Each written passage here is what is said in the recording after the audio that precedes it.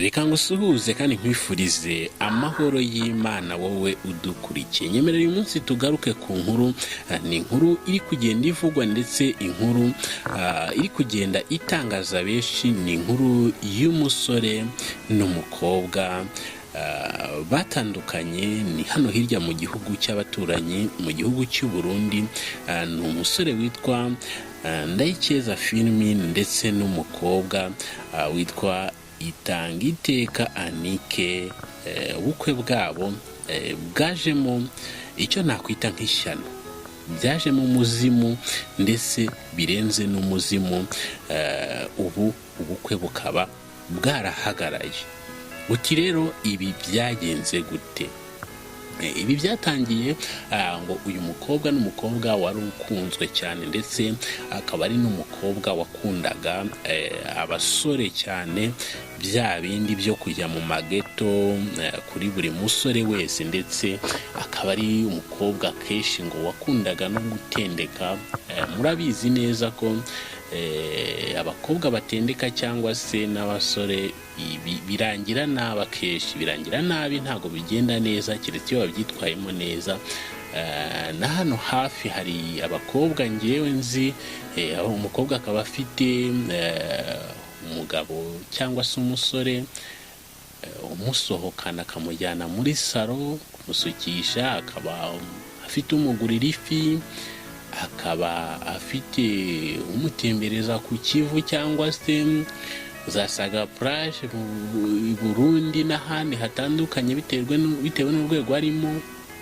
Akaba afite umusore umwishyurira minerivare, ndetse akaba afite ku mpande zisa n'ahari zose abantu bamusapotinga, ndetse hari n'abafite abamotari babatwara kandi bakabatwara batabishyura. Nyine akaba ari ibyo kugira ngo baryamane, ariko akamutwara ku buntu kugira ngo bazaryamane, yabikenera akamuhamagara. Rero akenshi abo bakobwa bakunze kurangira nabi, nubwo atari bose ariko bakunze kurangira nabi.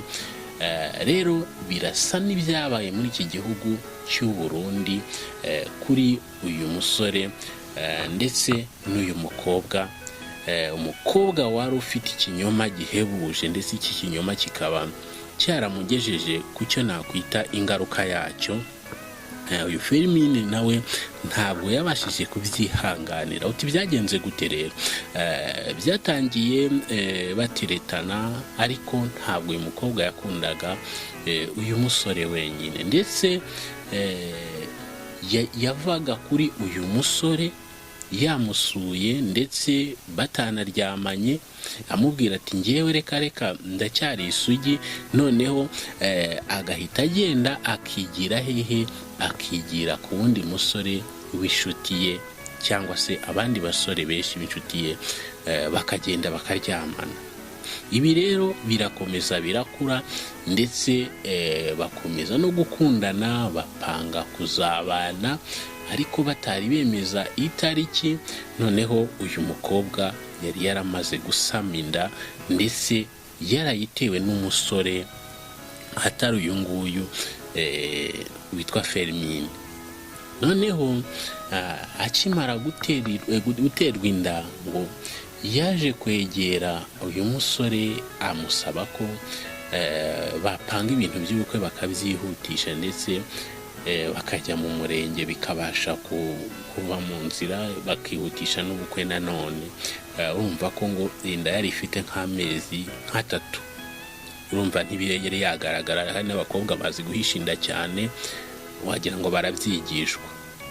Icyo ngicyo kimaze kuba, uyu musore ntabwo yigeze nyine abwirwa ko, cyangwa se umukobwa amubwira ko atwite, kubera ko batari bararyamanye. Uyu mukobwa rero ngo yaje kugirana ikiganiro n'umuntu, noneho aramubwira ati rero genda wowe ushukashuka uwo musore, numara kumushukashuka muryamane, hanyuma iyo nda uzashaka uburyo wayimwegekaho.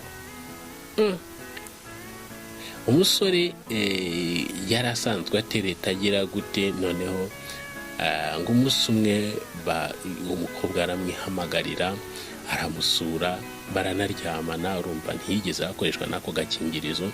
Hanyuma icyabaye nuko ibyo nyine byarabaye, iyo je irarangira. Noneho ngo aramubaza ati se ko wambwiraga ko uri isugi, none nkaba numva ari nka portail ya nuza ya gate y'igipangu ifunguye, bimeze gute? Ariko umusore ngo ntiyabyitaho cyane, nyine arapfusha arabireka.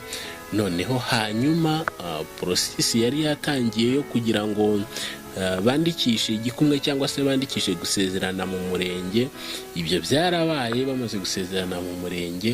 Noneho ngo ibintu byaje kuba nyuma, uko aho byaje gukomerera, umukobwa yabonye inda imaze gukura, igeze nko mu mezi nk'5 gutya 6, itangiye kugaragara.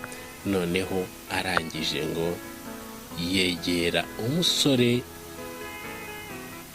arabimubwira. Yaramubwiye ngo we ngo aratwite, ntabwo yamubwiye ko yasambanye.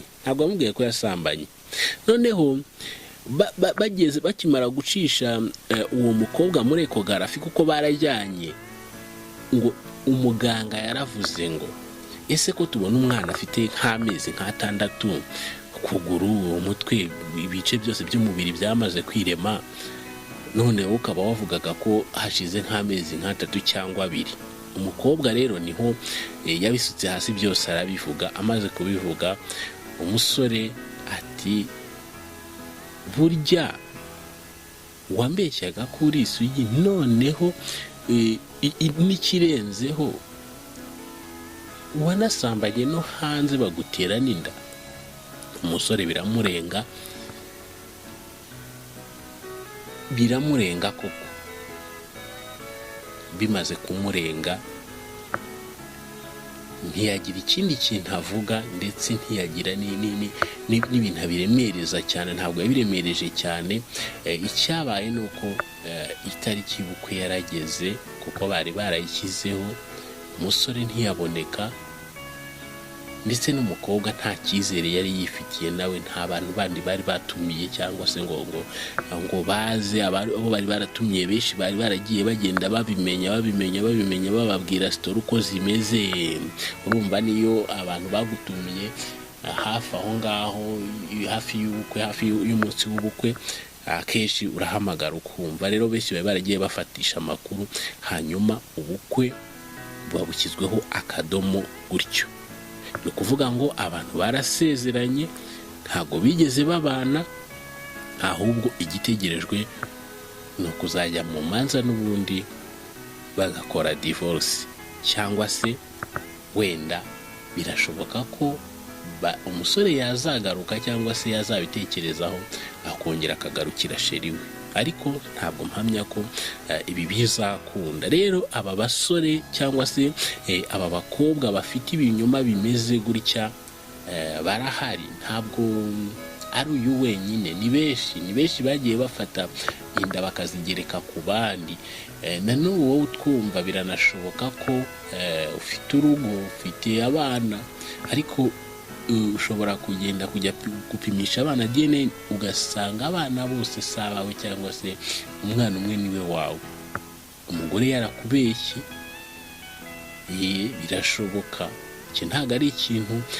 Ni nayo mpamvu gufata abana bawe bakwanditseho ukajya kubapimisha, burya ni ikosa. Ni ikosa, kubera ko ikintu kiriho ariko ukaba utakizi, nta kibazo. Kubera ko iyo bibaye ugasanga abana si abawe, umugore nawe akagira akakubwiza ukuri, urasenya. Mu gihe wari buzimarira imyaka 60, 70, 80, uzi neza ko abana ari abawe, kandi koko bakwanditseho, nta kibazo. Buriya ikibazo kiba ari uko ibintu bimenyekanye, ibintu bimenye, noneho ukanabimenya waramaze kubaka urugo rwarageze hejuru. Icyo gihe rurasenyuka, rugahirima, ubuzima bwawe bukangirika. Rero basore mwitonde cyane, namwe bakobwa mutendeka cyane, musambana hirya no hino. mugerageze kwirinda cyangwa uvuge ngo niba ari iki nahisemo cyo gusambana reka aba ari byo nkora gusa, ariko ne gushaka umusore twinjira mu rukundo ngo tubane kandi mubeshya. Ufata umwanzuro umese kamwe, apana bya bindi byabo bavuga ngo mu rukundo ngo bagarira yose ngo ntabwo uzi bizera n'irizaramba. Umukobwa agafata umusore umwe icyo amukoreye akaba ari nacyo akoreye undi. Yaryamana n'umwe akaryamana n'undi nanone, ku buryo biranamucanga no kumenya naho yakuye iyo nda. Rero uyu mukobwa nawe ngo uwo wari wamuteye inda bya nyabyo yaramwihakanye, aramubwira ati reka ati ntago umuryango we wacu wundi ari twe duteye inda twenyine, n'abandi barazitera. Iki rero ni ikibazo gikomeje kuba kinini muri sosiyete nyarwanda, muri sosiyete ndundi, ndetse n'ahandi henshi hatandukanye bigenda bigaragara, ndetse hari ingo nyinshi zigenda zisenyuka zitarubakwa. Abantu bagakundana bakajya mu murenge, ariko hari n'abo bisobanukira hariya kwa pasiteri akabwira ati mugende mupimishe turebe ko mudatwite. Bagasanga umukobwa aratwite, basanga umukobwa atwite, umusore ati uyu mukobwa ntitwigeze turyamana, kandi n'umukobwa akavuga ati rwose nibyo. Ugasanga ubukwe bupfuye gutyo kandi batari babana. Rero ni ibintu bikomeje gukara cyangwa se gukaza umurego. Iki kibazo akaba ari n'ikibazo gishobora gukomeza gukura no mu gihe abantu babanye, bakabana kiriho, bakabyihanganira. Igihe kiragera hakoma akantu gatoya kambwira ati n'ubundi nagushatse uri indaya. Ibyo bikabyara amakimbirane yo mu miryango, ndetse amakimbirane manini cyane. Icyo buri wese yakagombye kwitaho ni ukurinda umubiri we, akifata, ndetse ugashaka wumva nta rwikeko ufite, wumva buri kimwe cyose warakibwiye uwo mugiye kubana, warakimubwiye. Biba byiza cyane, byubaka umuryango mwiza, ndetse umuryango w'ukuri uzira amakemwa, umuryango uzira intonganya, uzira ibintu by'amatiku, mukabana neza. kandi ikindi kintu mukibuka gusenga Imana ikabibafashamo, ubuzima bwanyu bukagenda neza. Reka rero wenda nsoreza aha, nshimira buri wese warudukurikiye, ariko nyaboneka izi nkuru tukugezaho ni inkuru ziba zabaye, ndetse nawe ugomba gufatiraho isomo, ukamenya gutandukanya icyiza n'ikibi, ukava ibuzimu niba uriyo ukajya ibuntu, kuko kuguma ibuzimu ntabwo ari ikintu cyakugendekera neza. Reka duhindukire, twubake isi y'abantu nyabantu. Nakagaruka, ciao, Imana ibarinde. Ubwiza n'ibyishimo ni ibintu bibiri bitandukanye, ariko hari aho bigera bikemera kuramukanya nk'inshuti z'akadasohoka. Birashoboka ko inkuru ari bw'ikikugeraho, ko hari ahantu heza wakorera ibirori muri Orange Garden Rwamagana. Tugufitiye sale z'ubukwe, sale z'inama, aho usangamo sonorization nziza cyane izira amakaraza. Dutekera ubukwe, aho tugufitiye abatetsi babigize umwuga, bagutekera uko ubyifuza ukanyurwa. Tugufitiye coffee shop, aho tugutegurira ikawa y'iwacu. Akarusho hano muri Orange Garden Rwamagana, kubageni ndetse n'abandi bose bifuza ibikoresho byo mu gikoni bishya, hano muri Orange Garden tubibahera ku giciro gito cyane utasanga ahandi. Dukorera Rwamagana mu mujyi, hafi y'icyapa cyo kwa Budeyi, aho imodoka zihagarara. Udukeneye watwandikira cyangwa se ukaduhamagara kuri iyo nimero.